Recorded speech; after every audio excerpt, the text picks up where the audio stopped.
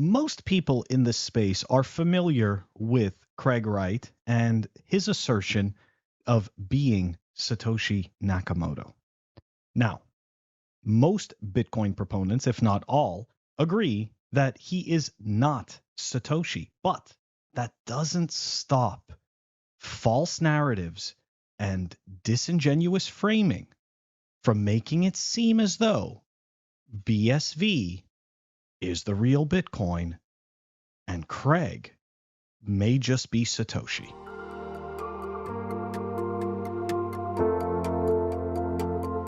Welcome back, everyone. All right. We're going to dive into the whole Craig Wright versus COPA, okay? But before we do, I just want to provide some framing, because essentially the way that BSV proponents have framed this trial, specifically have framed COPA, they have insisted that this COPA was created to attack BSV. But as we're going to see, it's actually quite the opposite, right? That Craig Wright has been on a warpath, actually attacking Bitcoiners and devs. So yes, the waters are getting muddy, and as we know, next week this trial takes place. And for the people who haven't been paying attention, here we go. We're going to dive into the summary. What is going on? What is COPA? And some of the absolute nonsense that Craig has spouted as Bitcoin gospel, where he believes this is how Bitcoin works, but in reality, what he as Satoshi said in the beginning was completely different. So these cell phones, they never end. All right, let's dive into it. Time to end Craig Wright's harassment campaign against Bitcoin devs. That's right. Craig Wright claims to be the mysterious creator of Bitcoin, Satoshi Nakamoto. He isn't. But undaunted by this basic truth, Wright has used his substantial financial backing, i.e. Calvin Ayre, to bring an endless stream of baseless litigations against crypto developers based on this lie, many of whom cannot even afford to present the most basic defense. This is the exact opposite of the vision that animated Satoshi's white paper in 2008. It's a drain on the talent and spirit of the crypto economy as a whole, and it needs to stop now.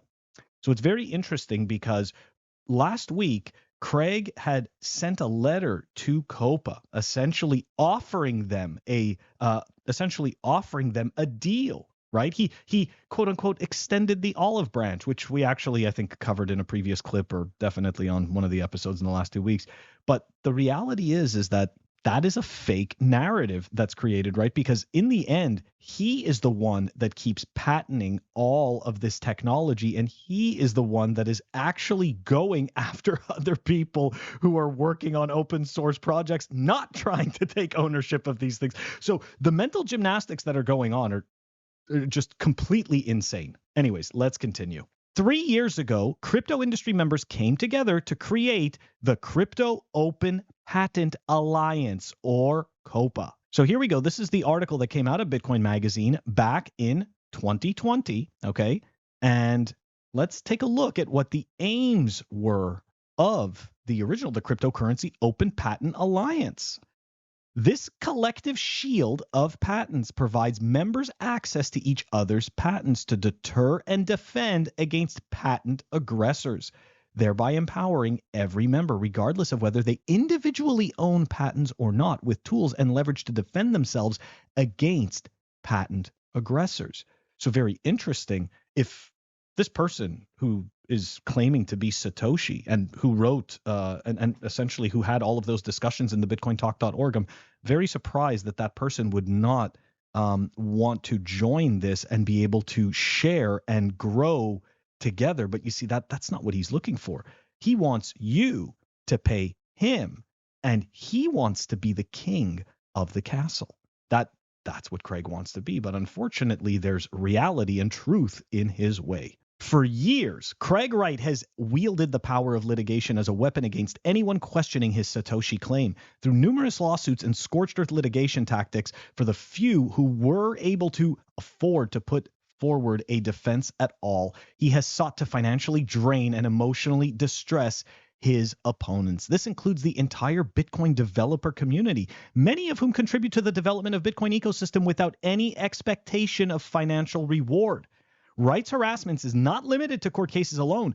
He has also sent sinister messages to developers, threatening to use the legal system to ruin their lives and their families' security and livelihood. And of course, I'm going to have to interject and talk about Hodlonaut, right? Hodlonaut, fellow Bitcoiner and pleb, right? Just a random anon, okay, became the focal point of Craig's attacks, where he actually paid bounties to have Hodlonaut doxxed, okay?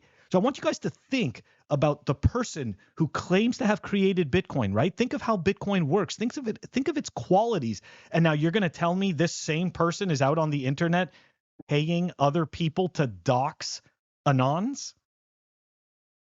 I don't understand how you can reconcile and say that those are the same person. I just don't get it. Like, I mean, I know that nobody's better than their incentive, so I'm just going to have to call it out and say, you're obviously holding BSV bags because you got grifted, and now you have no choice but to believe this outright fraud and liar.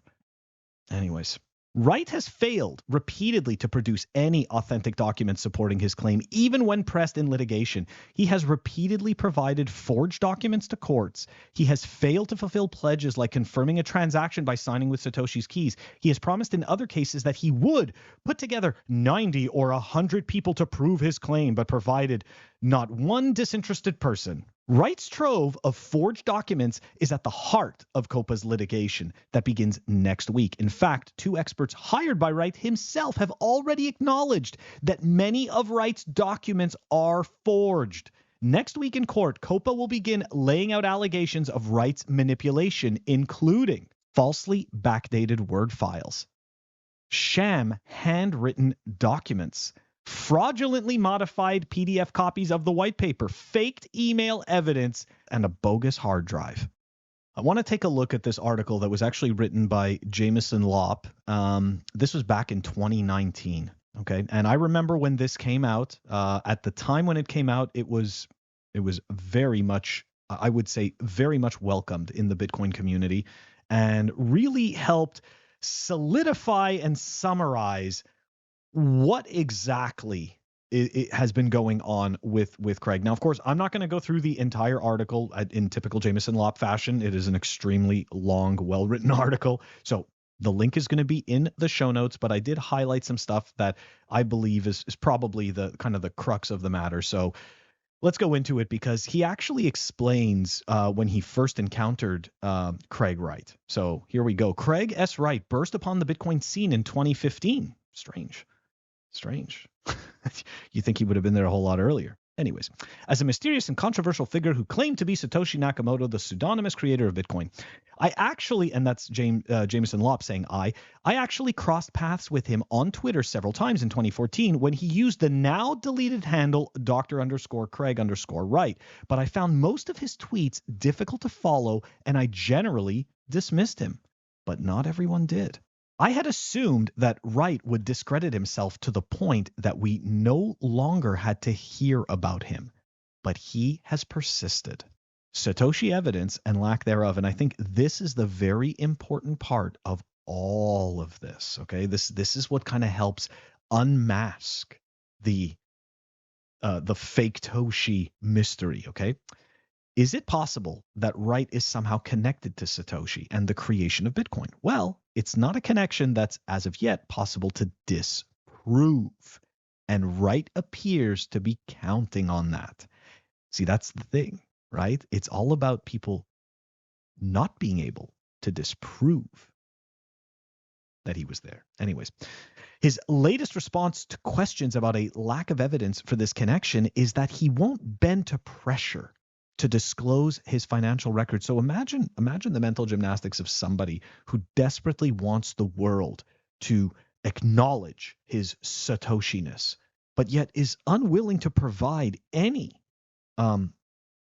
of the requests made by the people he is trying to convince the most. But he is more than willing to provide fabricated and outright false documentation and scenarios that fall into his narrative. So yeah, that's not sketchy or anything. what we know and can prove. And here is a nice, concise list at the time. Okay, this list has only grown. So here we go. Documented history of questionable statements and activities. History of appearing to exaggerate his academic credentials. He has made a multitude of technical errors in his writings that call his understanding of Bitcoin and internet technology into question. His writing style, according to text analysis, and demeanor do not appear to be the same as those of the Satoshi whose writings are archived here. Wright once said, "I'm a lawyer, and this, financial law, is my area of specialty," whereas the real Satoshi, when asked about how a financial law applied to Bitcoin, said, "I am not a lawyer and can't possibly answer that." Wright once said, "At no point have I said that Bitcoin is a cryptocurrency," and yet Satoshi called Bitcoin a cryptocurrency on several occasions. Wright once said that he is an academic coder who has no idea about real-world coding, but Satoshi has said, "I'm better with code than with words." In 2008, just 6 months before the anonymous Satoshi Nakamoto appeared, Wright made a public post stating, "Anonymity is the shield of cowards. It is the cover used to defend their lies. My life is open and I have little care for my privacy." In February 2011, he seemed unaware of Bitcoin at all, as he was thinking about starting a gold-backed payment system. In 2011, he began to mention Bitcoin in his writings, and he called it Bitcoin, whereas Satoshi didn't use a space or capital C in emails or forum posts. There was once an instance of capital B, capital C, Bitcoin in the early code base, but Satoshi himself later corrected the capitalization. He actively bought and traded coins on Mt. Gox in 2013 and 2014. He once asked why you would use X's rather than zeros in a burn address. Satoshi Nakamoto invented the base 58 encoding scheme used for these addresses, which intentionally excludes numbers and letters that look similar, such as 0 and the letter O. He once claimed that Bitcoin block size was set in the block header. It's not. He once claimed that Satoshi chose the SECP256K1 curve due to bilinear pairing properties, but Satoshi once said that, "I didn't find anything to recommend a curve type, so I just picked one."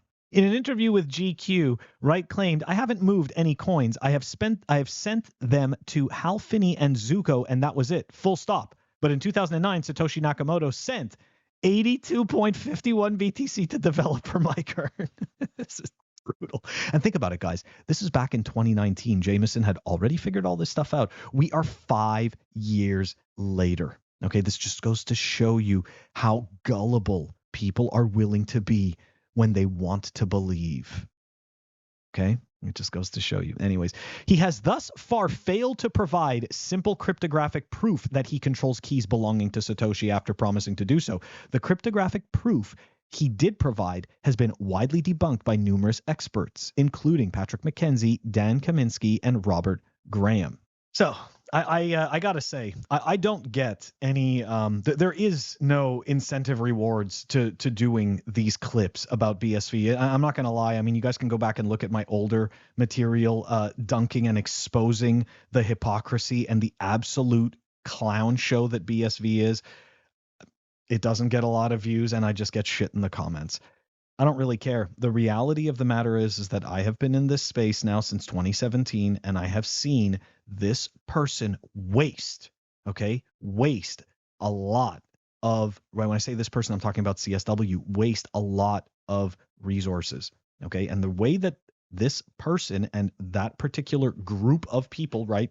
Craig Wright, Calvin Iyer, the fake Bitcoin historian, Kurt, essentially Bitcoin devs that would normally be concentrating on Bitcoin, putting in their full passion, have to sit there and worry about some demonic clown who couldn't actually produce anything for himself of value in his life. So he has to go and attempt to co-opt and steal somebody else's. Okay? This is just absolutely pathetic. It is one of the lowest forms of human behavior. I think that people would have probably respected CSW a lot more if he just forked Bitcoin, made his own shitcoin and called it a shitcoin. But his strange, narcissistic, sociopathic desire to own, co-opt, and control actual Bitcoin is very frightening and completely in opposition to anything that you've read that Satoshi wrote on bitcointalk.org. And of course, somebody will go and find some little nuanced article about, well, hold on a second, right here, Satoshi said that someday not everybody's going to be able to run a node. So boom, CSW Satoshi. No, okay, that's not how that fucking works. Okay, like you can't just sit there, you poke out one line. Go take a look at the entirety of the work. Look at the tone of the work, and then try to marry that, reconcile that with this person who threatens anons online, okay, who constantly belittles and uses ad hominem attacks to tear down the people that are actually trying to provide unbiased, objective information of what is happening in this space. Okay, like you can't reconcile that. CSW is not Satoshi. BSV is not Bitcoin. Guys, I know you know that, but I'm kind of hoping some of the noobs that might be getting confused that are going to possibly stumble into this, onto this clip, hopefully this helps them out. Hopefully this helps them stop from getting wrecked. Anyways, guys, let me know what you think. Put it in the comments, and I will catch you all next week. Catch you next week.